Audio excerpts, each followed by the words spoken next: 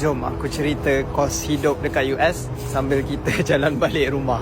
Kos yang pertama yang paling besar adalah sewa rumah. One bedroom apartment aku sewa $1,600. Campur bil elektrik, bil gas dalam $200 gitu. Bil internet $50 sebulan. Insurans kereta dalam $60 sebulan. Bil telefon $25 sebulan. Petrol bergantung sebenarnya sebab aku duduk dekat rumah je. Dekat je dengan rumah tempat kerja aku. Dalam 2 minit drive je gitu. Tapi kalau campur jalan-jalan $50 kot mungkin setiap 2 minggu. So dalam $100 sebulan. Kalau makan-makan sebulan mungkin dalam $200 ke $300. Boleh kata senang $400 lah sebulan kalau makan-makan ni, barang-barang makan. Dekat California ni ada earthquake.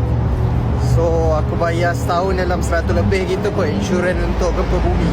Itu sebenarnya ada gempa bumi baru 3 minggu lepas gitu. Gempa bumi 4.6. Macam gojang lah, bangun aku.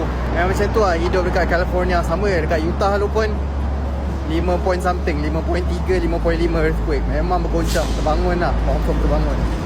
Macam kereta dulu aku beli $3,200. Aku beli lump sum je, second hand. So tak ada bayaran bulanan. 2020 dah aku beli Hyundai Sonata 2010 Hyundai Sonata 160,000 miles. Dia punya mileage.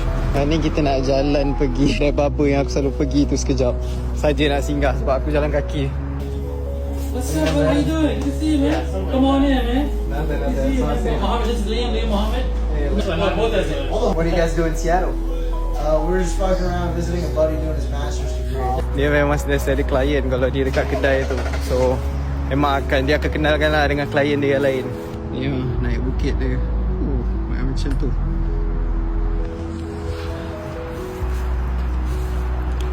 Tengok sikit berapa heart rate kita. 90, 100 daripada hiking. Sebelah rumah aku ada church ni.